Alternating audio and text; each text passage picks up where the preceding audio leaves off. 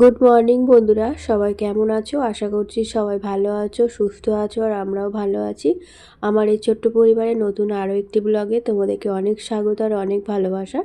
এখন বাজে ওই 6:30, মানে 6:30 বাজে নে 10 মিনিট বাকি আছে। তো আজকে একটু তাড়াতাড়ি ঘুম থেকে উঠেছি, কারণ রান্নাবান্না আছে, রান্না সেরকম কিচ্ছু নেই। কালকে যে রান্নাবান্নাগুলো করেছিলাম সেগুলো তো হাজব্যান্ড কিছু খায় না, আর ও খায় না বলে আমিও কিছু খেতে পারিনি সেরকমভাবে।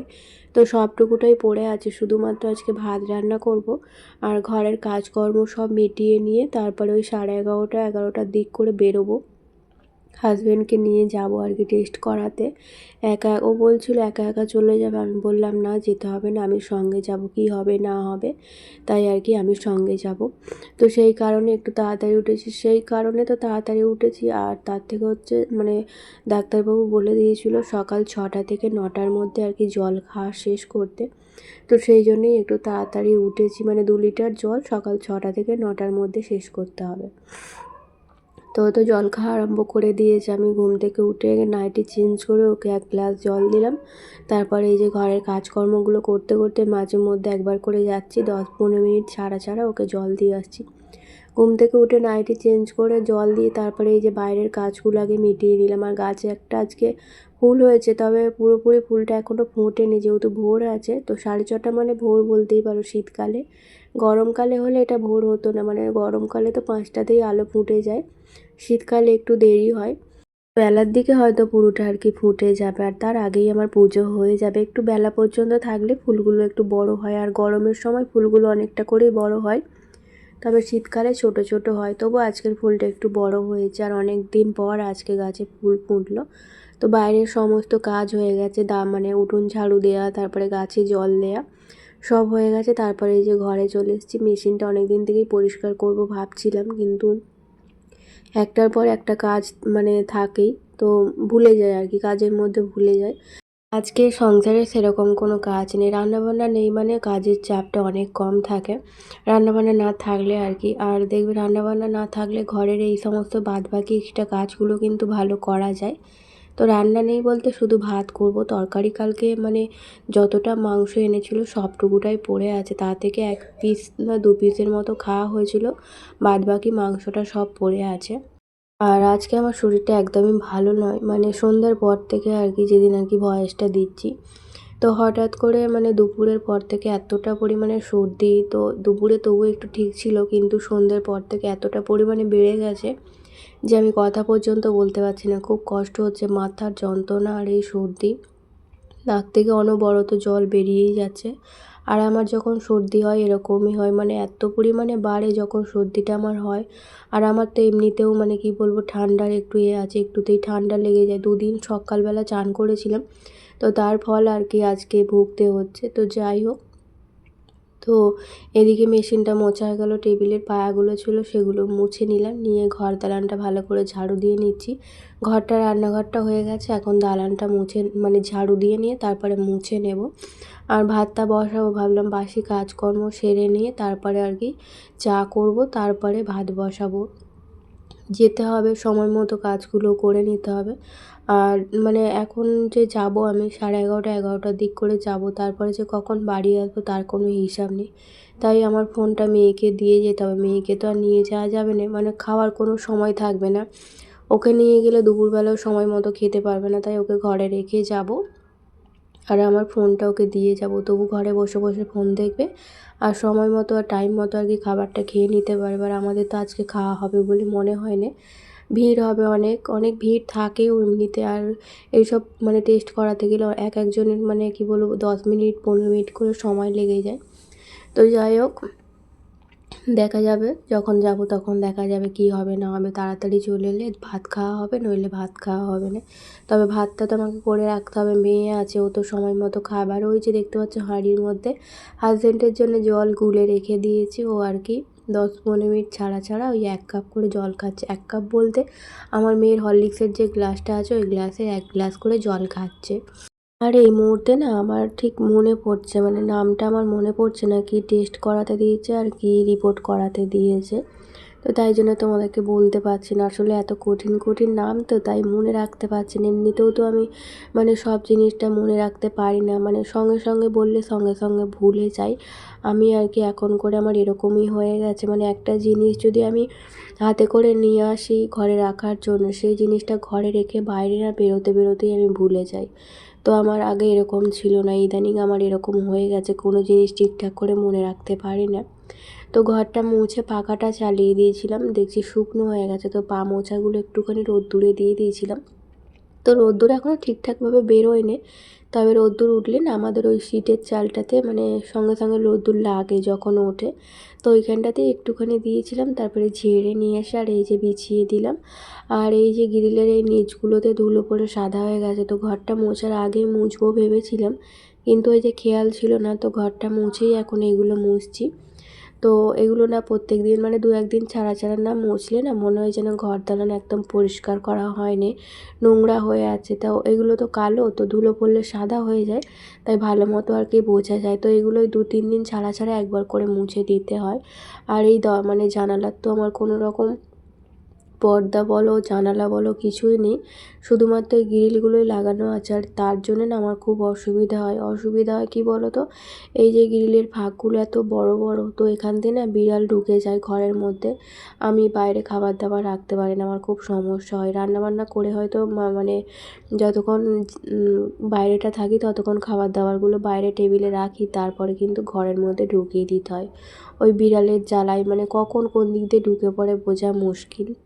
তো বাসি কাজ তো সব হয়ে গেল, এখন ব্রাশটা করব, করে তারপরে হচ্ছে ওই যে মানে উষ্ণ গরম জলটা খেয়ে তারপরে চা বসাবো। হাজব্যান্ডকে অনেক আগেই ডাকছিলাম, ও বললো তুমি চা করে খেয়ে নাও, আমার চাটা ফ্লাক্সে রেখে দাও। আর 1 কাপ চা ফ্লাক্সে রাখলে না গরম থাকে না, ঠান্ডা হয়ে যায় কিছুক্ষণ পরে।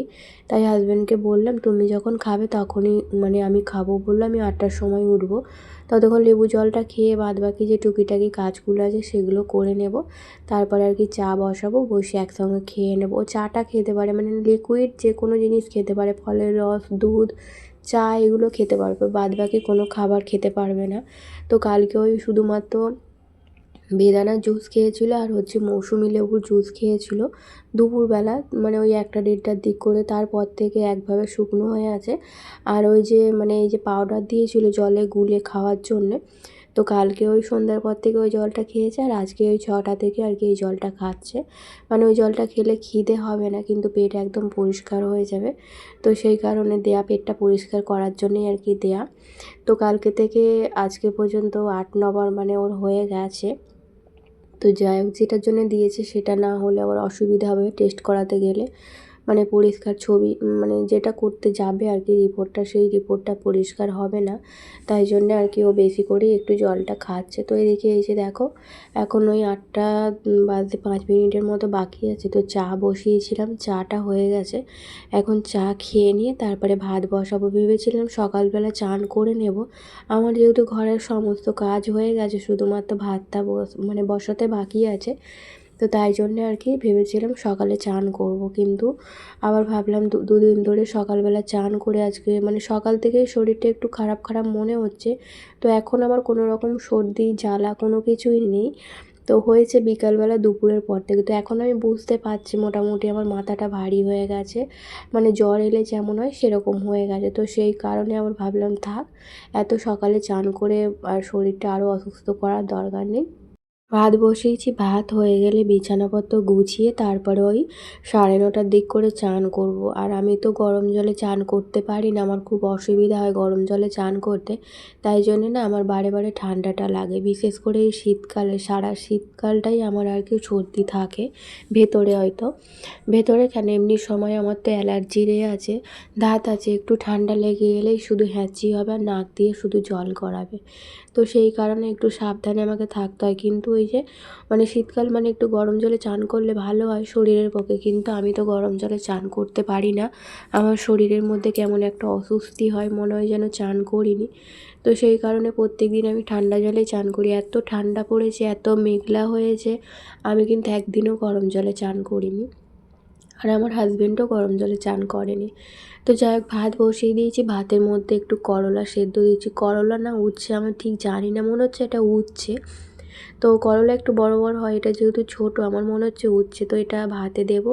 আর এরকম সেদ্ধ আলু দিয়ে মাখলে না বেশ খেতে ভালো লাগে। আমার মেয়েও ভালোবাসে, আর আমার হাজব্যান্ড আমি মেয়ে সবাই ভালোবাসি আর কি। তো তাই জন্যে দিয়ে দিলাম। আর কালকের তো মাংস আছে, চাটনি আছে। আমার মেয়ে বলেছিল একটুখানি পাঁপড় ভাজতে, তবে কালকে থেকে ওকে বলছি যে মনে করে দিবি, আমি ভেজে দেবো। কিন্তু আমারও মনে নেই আর মেয়েরও মনে নেই যে পাঁপড় ভাজার কথা। কালকে তো তাড়াহুড়ো করে পাঁপড় ভাজতে ভুলেই গিয়েছিলাম। আর আজকে বলেছিলাম পাঁপড় ভেজে রেখে দিয়ে আমি তারপরে বেরোবো, কিন্তু আজকেও ভুলে গেছি। আমার মেয়ে না একটু টমেটোমের চাটনি করলে টমেটোমের চাটনি দিয়ে পাঁপড় খেতে খুব ভালোবাসে। তো আমারও ভালো লাগে, কিন্তু খেয়াল না থাকলে আর কী করা যায় বলো। ইচ্ছা করে তো আর করিনি। আমি ওকে বলেছিলাম আমাকে ঠিক সময় মনে করে দিবে, আমি ভেজে রেখে যাব। ও আর কি খেয়াল করেনি, অতটা ওরও মনে নেই। তো ওদিকে ভাতটা বসিয়ে দিয়ে ভাবলাম এইগুলো একটু পরিষ্কার করে নিই। আসলে গ্যাসের একদম সামনেটা থাকে তো। তো আর মানে কি বলবো, এই কৌটোগুলোর ওপর দিকটাতেই তেল চিটেটা বেশি হয়। তো ওপর দিকগুলোই একটু ভালো করে মুছে পরিষ্কার করে নিচ্ছি। এগুলো আমি আর কি 2-1 দিন ছাড়া ছাড়াই করি। তো আজকে করলাম, আবার 2-3 দিন পরে একবার করব। তো মেয়েকে অনেকক্ষণ থেকে ডাকার পর এখন মেয়ে ঘুম থেকে উঠলো। ওঠার পর আমি এই যে বিছানাটা গোছাচ্ছি। এখন ওই কটা বাজে, 9:30 মতো বাজে। তো ভাতও আমার হয়ে এসছে। ভাতটা নামিয়ে দিয়েই তারপরে চান করতে চলে যাবো। আর হাজব্যান্ড আর কি একটু বাজারের দিকে গেছে, শরীর ভালো লাগছিল না, পাচ্ছিল না, তাও আর তো ছুটি নেই, বাজার করার মতো সময় পাবে না।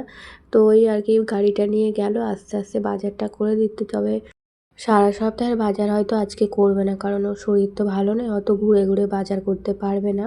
হয়তো 2-1 দিনের বাজার আর কি করে আনবে। সবজি বাজারটা আর মাছ বাজারটা যেটাই করুক না কেন, হয়তো 2-3 দিনের বাজার করে আনবে। আর কালকে এই চাদরটা পেতেছিলাম, তো কালকে পড়ে গিয়েছিল, কি বলে ভুলে যাচ্ছি। তো যাই হোক, তো সেই কারণে রাত্রিবেলা চাদরটা আবার চেঞ্জ করতে হয়েছে। তো চাদরটা আবার কেচে দিতে হবে, নইলে দাগ হয়ে যাবে। তো চাদরটা ওই মানে সামনেটা বিছিয়ে রেখে দিয়েছিলাম। আর এখন এই যে তুলে কেচে দিলাম। তো কালকে পাতলাম, আজকে আবার তুলতে হলো। তো সব কাজ হয়ে গেছে, শুধুমাত্র এই চাদরটা মিলে দিলেই আমার আপাতত কাজ মিটে যাবে। তারপরে এখন যাব চান করতে। আর মেয়ে আজকে আর পড়তে বসবে না। আমি থাকলে হয়তো ওকে সময় করে একটু পড়তে বসাতাম, কিন্তু আমি যেহেতু ঘরে থাকবো না, ওকে এখন বললেও ও বসবে না। এখন ওকে বলবো জলটা গরম বসিয়ে দিতে, কারণ আমার চান হয়ে গেলে ওকে চান করে নিতে বলবো। কারণ আমি থাকতে থাকতে ওকে চানটা করিয়ে দিতে হবে, নইলে পাতকু থেকে জল তুলতে যাবে, তখন আবার একা একা কী হবে না হবে। তো এই যে পেটাই পরোটা এনেছিল আর একটু ঘুগনি এনেছিল, ওটাই আর কি মা মেয়ে দুজনে টিফিন করে নিলাম। তো চলো কী কী বাজার করে এনেছে তোমাদেরকে একটুখানি দেখিয়ে দিই। এই যে পেঁপে এনেছে, আর এনেছে হচ্ছে গাজর, শসা, তারপরে টমেটো, লাউ, বাঁধাকপি। বাঁধাকপিটা আগের সপ্তাহে বলেছিলাম, তবে আগের সপ্তাহে পাইনি, মানে পেয়েছিল অনেক বড় বড় বাঁধাকপি। তো আমি তো একা খেয়ে শেষ করতে পারবো না, তাই এই সপ্তাহে আধখানা আর কি কেটে দিয়েছে বলে তাই এনেছে। আর সেরকম কিছু বাজার করেন। আর 2টো সোয়াবিনের প্যাকেট এনেছে, যদি আর কি লাগে। তো সোয়াবিন আমার হাজব্যান্ড খায় না, কিন্তু আমি আর আমার মেয়ে খুব ভালোবাসি সোয়াবিনের তরকারি খেতে। মাংসর থেকে বেশি ভালোবাসি সোয়াবিনটা খেতে। তো আগে আগে তো টোটালি পুরো বন্ধ হয়ে গেছিলো সোয়াবিন রান্না করা, তবে একদিন আমার খুব খেতে ইচ্ছা করছিল বলে আনা হয়েছিল। তারপর থেকে ওই মাঝে সাঝে আর কি হয়, তবে হাজব্যান্ড ওই বেশি খায় না, 2-1টা খায়। আমি আর মেয়ে আর কি খাই, দুবেলা ধরেই খাই। দুবেলা কেন বলবো, আমার মেয়ের সন্ধেবেলা খিদে পেলে ওই সোয়াবিনের তরকারি দিয়ে কিন্তু মুড়িও খায়, এত ভালোবাসে। তো আমার মা, আমার বাপি ওরাও কিন্তু খুব ভালোবাসে, শুধুমাত্র আমার হাজব্যান্ড বাদ দিয়ে। তো সবজিগুলো এই যে এখন প্যাকেট করে করে গুছিয়ে ফ্রিজের মধ্যে সব তুলে রাখছি, নইলে আবার নষ্ট হয়ে যাবে। আর আমার কিন্তু চান হয়ে গেছে, দেখতে পাচ্ছি। চান করি তবে পুজো করে টিফিন করলাম। এখন কাজ বলতে সবজিগুলো গোছাবো, কয়েকটা বাসন আছে সেগুলো মাজবো, মেজে তারপরে একটুখানি কাজে বসবো, কারণ এখন সময় আছে অনেকটা। আমার হাজব্যান্ড ফোন করেছিল, বললো যে ওই 11:45টার দিক করে আর কি বেরোবে। তো ভাবলাম ততক্ষণ কি করব, ততক্ষণ একটুখানি কাজ করে নেব। আর এই লঙ্কাগুলোর বোটা ছাড়াতে হবে, তবে এখন আর ছাড়াবো না, ওটা আর কি দেখি কালকে যদি সময় পাই কালকে আর কি ছাড়িয়ে ধুয়ে রোদে শুকনো করতে দিয়ে দেবো। আজকে ছাড়াতে হলে রোদে শুকনো করতে হবে, তাই আজকে আর ছাড়াবো না। আর এই যে দেখো 2 দিনের মাছ নিয়ে চলে এসেছে, আর আমার লেজার মাছ খেতে না খুব ভালো লাগে। তো বন্ধুরা চলো আজকের ব্লগটা এই পর্যন্তই, দেখা হবে নতুন ব্লগে। টাটা।